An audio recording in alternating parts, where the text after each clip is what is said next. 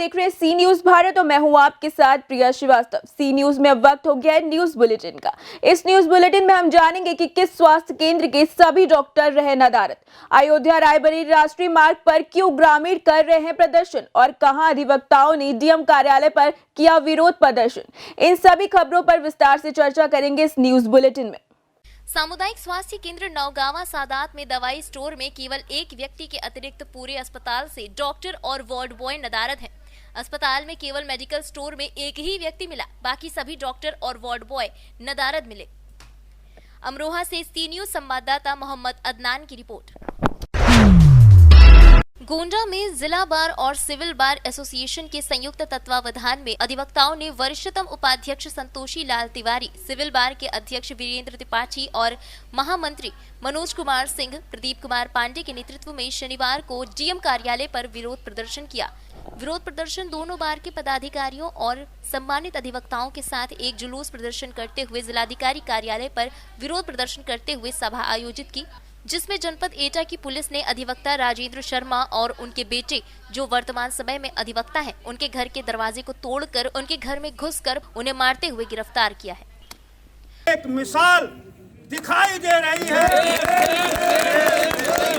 हमारे उत्तर प्रदेश, सर्व करो साथियों, उत्तर प्रदेश पुलिस की यह बर्बरता इस बात का गवाह है, इस बात का सबूत है कि वकीलों के प्रति, अधिवक्ताओं के प्रति जो पुलिस ने तांडव दिखाया है, वहां साफ हो जाता है कि उत्तर प्रदेश सरकार की पुलिस पूरी तरह से उसका नाक कान सब समाप्त हो चुका है और वो अब इस प्रदेश में जो स्थिति है, कानून व्यवस्था, उस व्यवस्था को पूरी तरह से गुंडा नहीं, बदमाश नहीं, पुलिस ने कानून व्यवस्था को समाप्त कर दिया है।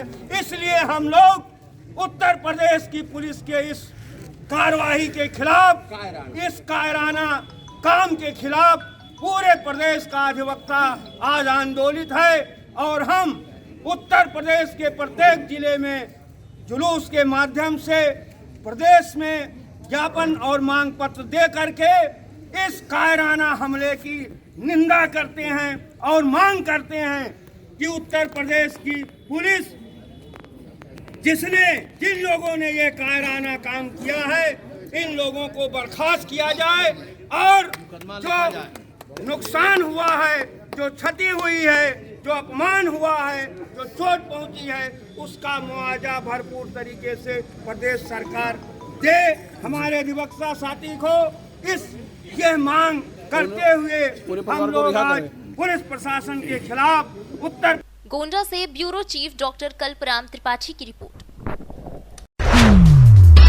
उत्तर प्रदेश के जनपद हापुड़ में थाना नगर पुलिस एसओजी पिलखुवा टीम और पुलिस को बड़ी कामयाबी हाथ लगी है, जहां 1.5 माह पहले फाइनेंस कंपनी के कलेक्शन एजेंट से करीब 1 लाख की लूट और दादरी अंडरपास से एक बाइक और एक फोन की लूट की घटना का पुलिस ने खुलासा किया।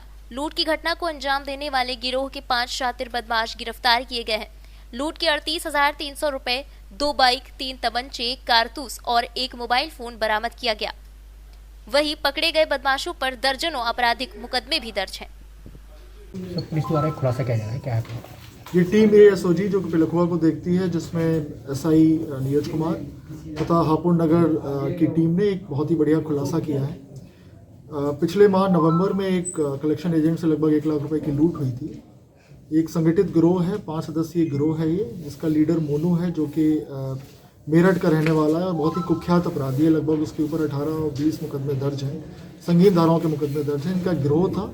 इस गिरोह ने रेकी करके इस कलेक्शन एजेंट से 1 लाख रुपए लूटे थे। उसके बाद मोटरसाइकिल चोरी की थी और मोबाइल फ़ोन भी इसने छीना था।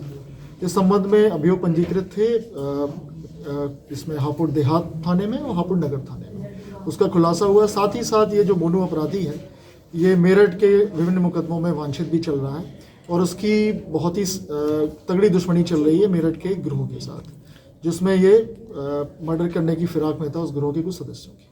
तो बहुत ही अच्छा कार्य हुआ, जिसमें मैं पूरी टीम को, थाने की टीम एज वेल एज जो हमारी पिलखुवा की एसओजी टीम है, पिलखुवा सर्किल की एसओजी टीम है, दोनों को 15,000 रुपये की इनाम की घोषणा की। सर क्या क्या बरामद हुआ है? इनके 38,000 रुपये जो लूट का माल है वो बरामद हुआ है, मोटरसाइकिल बरामद हुई है, मोबाइल फ़ोन बरामद हुआ है, साथ ही साथ अवैध हथियार इनके साथ पास से बरामद हुआ है।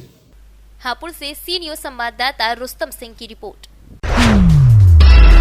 जौनपुर जिले के जलालपुर क्षेत्र के पराऊगंज छाती डीह गांव में स्थित ओमेगा पब्लिक स्कूल के प्रांगण में बड़े ही धूमधाम से क्रिसमस का त्योहार मनाया गया।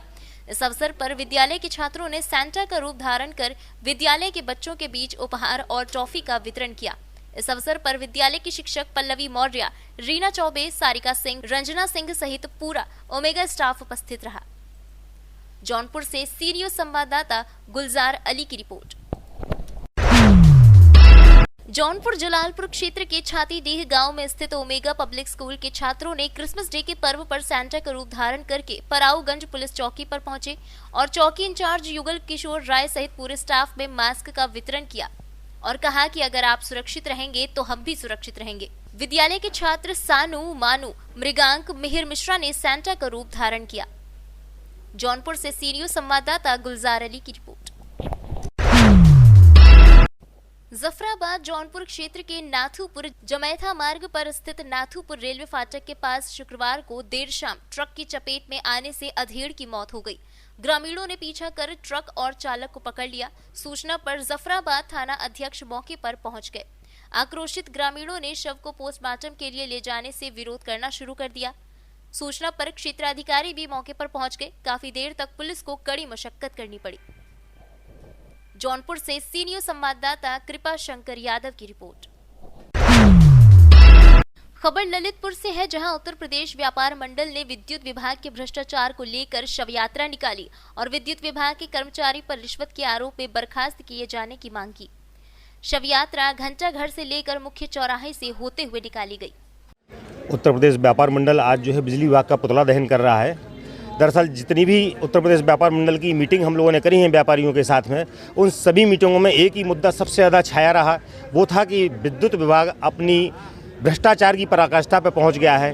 कनेक्शन करवाने के नाम से लेकर के मीटर को बदलने की ज़बरदस्ती का दबाव, मीटर में ज़बरदस्ती की छेड़खानी करके या छेड़खानी दिखा करके अवैध वसूली की मांग, विद्युत विभाग की जितनी भी अनियमितताएं हैं उनको अगर गिनाना शुरू करें तो अभी 1 घंटा लग जाएगा।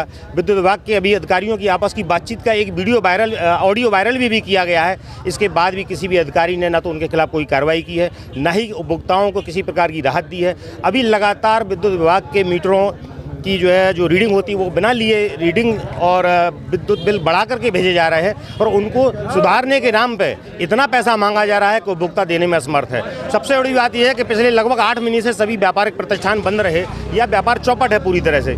इसके बाद ऐसी स्थिति में व्यापारियों को जो है विद्युत बिल बढ़ा करके दिए जा रहे हैं, उनके बिल ज़्यादा आ रहे हैं और कम करने के नाम पे उनको वसूली की जा रही है। ये सबसे बड़ा हम लोग का मुद्दा है और आज हम लोगों ने ये तय कर लिया है कि यदि उत्तर प्रदेश विद्युत विभाग या ऊर्जा मंत्री इस बात को संज्ञान में लेकर के इनके खिलाफ कोई कार्रवाई नहीं करते हैं तो हम लोग ये जन आंदोलन का रूप लेंगे इसका, और हम लोग अनिश्चितकालीन हड़ताल करेंगे, भूख हड़ताल करेंगे, जो भी हमें करना होगा हम सब कुछ करेंगे, पर इनको चेताए बिना नहीं मानेंगे। इनको जागना होगा और अपनी रवैया बदलना होगा।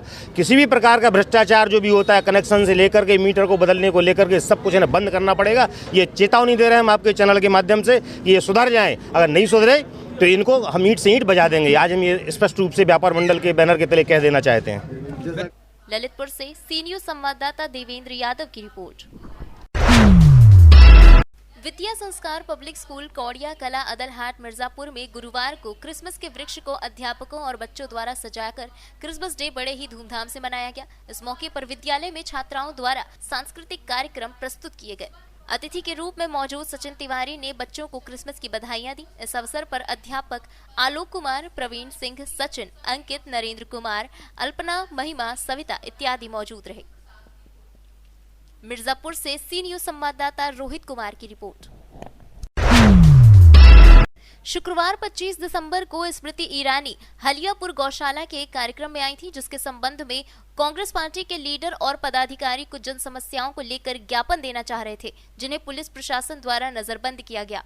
लोगों के मौलिक अधिकारों का हनन हुआ, जिसके संबंध में दीपक एमएलसी हलियापुर पहुंचे तो ग्रामीणों ने सवालों की बौछार कर दी। वहीं पत्रकारों से पूछे जाने पर दीपक एमएलसी ने स्मृति ईरानी को आड़े हाथों लेते हुए बेबाकी से जवाब दिया।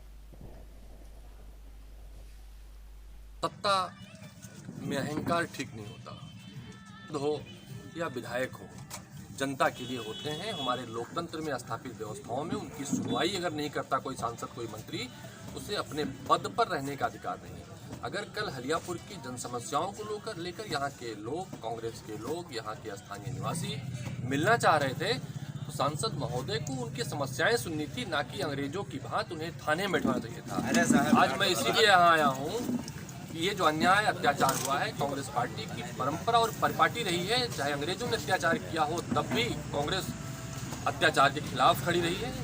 उस परंपरा का निर्वाह राहुल गांधी के लोग, प्रियंका गांधी जी के लोग आज भी यहाँ कर रहे हैं। मैं इन्हें धन्यवाद देने आया था। कम से कम स्मृति ईरानी जी के कृत्य के कारण यहाँ के जो लोग थाने बैठाए गए, पूरे अमेठी के लोग सवाल पूछ रहे हैं, क्या अमेठी के सांसद से अब फरियाद भी नहीं हो सकती है, या गांधीवादी तरीके से अपनी बात को रखा भी नहीं जा सकता है। जहाँ तक कांग्रेस पार्टी के पक्ष है, हलियापुर के प्रकरण को कलेक्टर को बुला के विधान परिषद की विनियम समीक्षा समिति में पूछूंगा नियमता क्या हो सकता है। अगर इसका निराकरण होगा तो धन्यवाद, अन्यथा इस मामले को सरकार में मुख्यमंत्री के गिरबान को पकड़ कर पूछूंगा कि आखिर हलियापुर का निवारण कब होगा, उनके मुआवजे कब मिलेंगे, यहाँ की जो समस्याएं हैं उसका निवारण कब होगा। यही पूछूंगा कि स्मृति ईरानी जी जनता से नहीं मिलना चाहती, अपने पति के भ्रष्टाचार पर, जिन्होंने जमीन आवंटन के नाम पर भ्रष्टाचार किया, उससे नहीं बोलना चाहती। उनके ऊपर जो सांसद निधि में भ्रष्टाचार के आरोप लगे हैं उस पर जवाब नहीं देना चाहती हैं।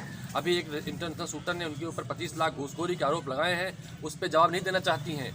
13 रुपये किलो चीनी देने का वादा किया, इसके आधार चुनाव जीती थी, उस पर जवाब नहीं देना चाहती हैं। वो आखिर अमेठी आती किस लिए है? कोई अमेठी पर्यटन स्थल उनके लिए नहीं रहा।